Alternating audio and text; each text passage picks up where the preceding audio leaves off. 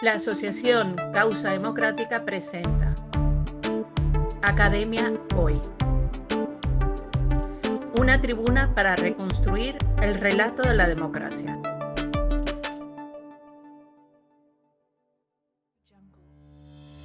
Fernando Maura nos habla de la situación de España y Europa en relación con la crisis ocasionada por el COVID-19.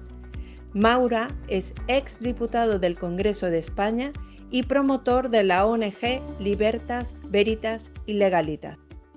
Hay un coma inducido en la economía, ese es muy evidente. Durante meses la población se ha quedado en sus casas, no ha podido trabajar, excepto quienes tenían la posibilidad de hacerlo a través del teletrabajo, un porcentaje menor, en el caso de España un 30% de la gente con trabajo podía tener la alternativa del teletrabajo, un 70%, ¿no? Ese coma inducido económico es también un coma inducido desde el punto de vista democrático también, porque ha habido libertades democráticas que se han visto dañadas. Los casos de Hungría, de Polonia y de España, a mi juicio, son representativos de lo que ha ocurrido en España. Otros estados europeos no han tenido que recurrir a medidas extraordinarias para hacer frente a la pandemia.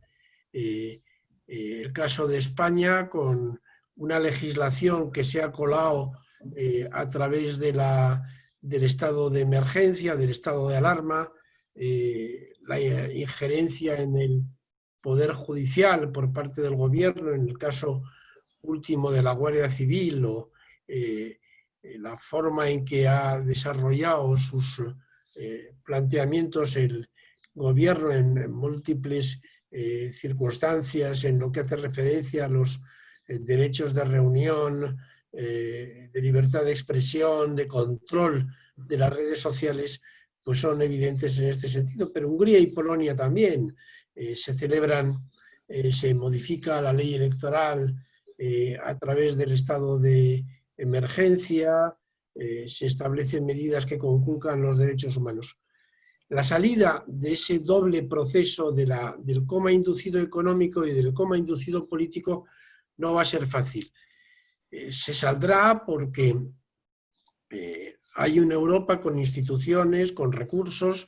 Se ha puesto en marcha un primer paquete de medidas asociadas a la propia lucha contra la pandemia y una segunda que se está discutiendo, se presentó esta misma semana en el Parlamento Europeo por parte de la presidenta de la Comisión, Ursula von der Leyen, con la idea de generar un plan de reconstrucción. Ese plan de reconstrucción tiene dos vectores. Uno es el que hace referencia a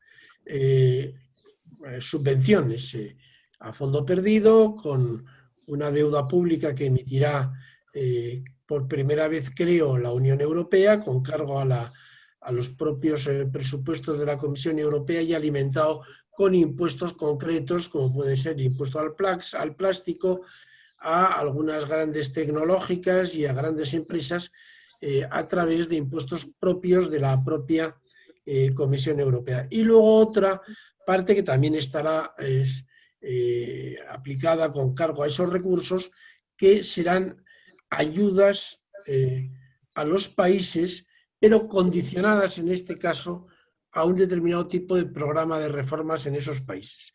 Ese programa de reformas evidentemente tendrá que ver con un cierto equilibrio presupuestario, con un determinado tipo de comportamiento lógico y normal del mercado laboral, con una economía que, si tiende a ser más pública como consecuencia de la crisis, tendrá que liberalizarse posteriormente después. En definitiva, una serie de condicionantes que políticamente van a tener que ver con la composición de algunos gobiernos populistas o parapopulistas en Europa. Yo creo que habrá dos momentos en cuanto a la respuesta política. Un primer momento, si ahora se celebraran elecciones en los países europeos, la respuesta sería una respuesta de carácter polarizada. Ya estamos viendo cómo los debates parlamentarios, las redes sociales se están polarizando, a mi juicio, en exceso, pero bueno, se están polarizando en los arcos de la derecha y de la izquierda, en arco parlamentario, en los puntos más extremos posibles, sin ninguna capacidad de discusión, de consenso, de negociación. Se vio en la Comisión de Reconstrucción del Parlamento Español cómo están las cosas en ese punto, y eso tendería, por lógica, a que los partidos en el gobierno pierdan su puesto en beneficio de los partidos más importantes de la oposición. Claro que eso nos plantea una reflexión adicional. Puede ser que esté bien Casado por Sánchez y que desaparezca ese virus político que es Pablo Iglesias y Podemos, pero es que en Francia es Le Pen por Macron, pero es que en Italia puede ser Salvini por Conte. Las cautelas para que todo lo que se haga a partir de este momento ayude a que los partidos, las ideas que confluyen en un planteamiento de reforzamiento de la Unión Europea y del proyecto de la Unión Europea basado en libertades democráticas y en una economía mixta social de mercado, pueda prevalecer. No lo contrario, porque al final haríamos precisamente lo contrario de lo que habría que pretender. Políticamente, eso en el corto plazo, y en el medio habrá que ver. Hay que recordar que en España la crisis del año 2008 no tradujo una respuesta política en clave distinta, que fue precisamente las elecciones al Parlamento Europeo, en la que yo salí elegido, hasta el año 2014. Tuvieron que pasar 6 años para que la estructura política del país se acomodara a la crisis, a la respuesta de la crisis de 2008. Eso está estudiado ya por los clásicos. Alexis de Tocqueville, el pensador liberal, escribió un libro, a mi juicio, fundamental en este momento, que era El Estado Antiguo y la Revolución, y decía exactamente eso, que hay que esperar un tiempo para saber qué respuestas políticas producen las crisis económicas más radicales. Por eso creo que en un primer momento, sobre la base de la polarización, habrá un cambio de gobierno generalmente, pero a medio plazo todavía es muy pronto para saber qué respuestas políticas se van a producir. Por lo tanto, lo que sí es absolutamente imprescindible es recuperar un cierto elemento de sosiego para acordar determinado tipo de cuestiones que de una forma o de otra van a tener que adoptarse. Va a haber que hacer ajustes y habrá que acordar esos ajustes en cada uno de los países.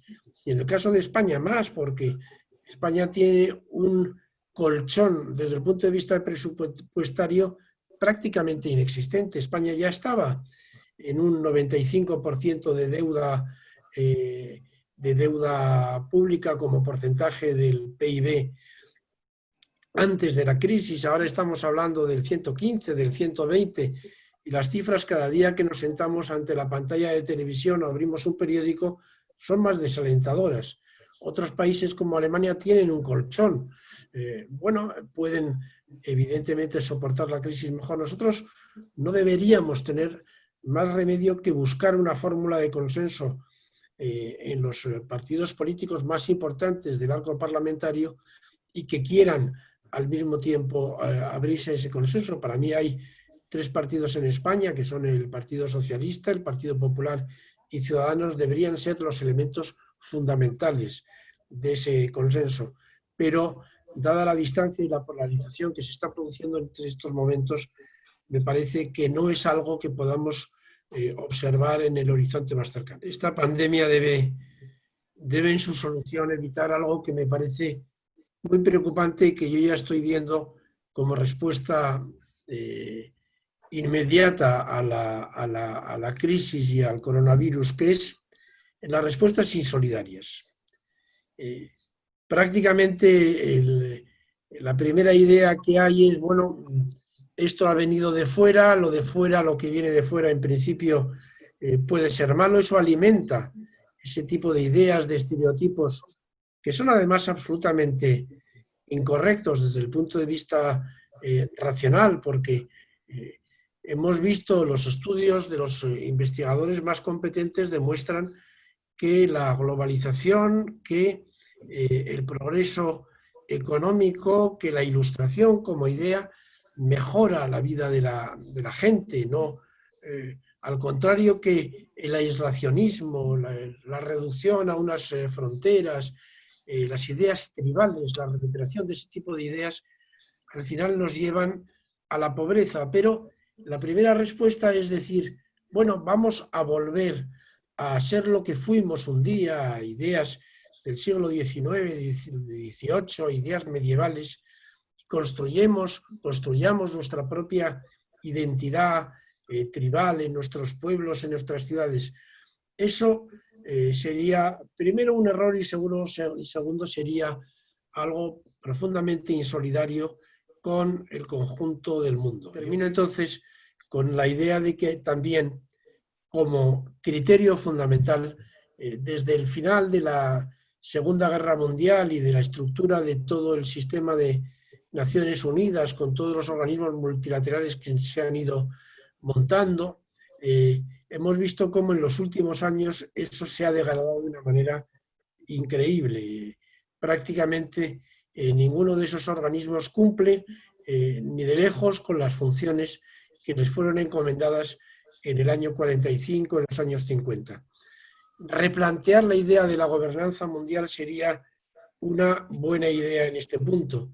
Y para eso debo decir que no podemos fijarnos y fiarnos de alguien, de una potencia que no comparte en absoluto nuestro punto de vista desde los planteamientos democráticos y de valores, como es el caso de China.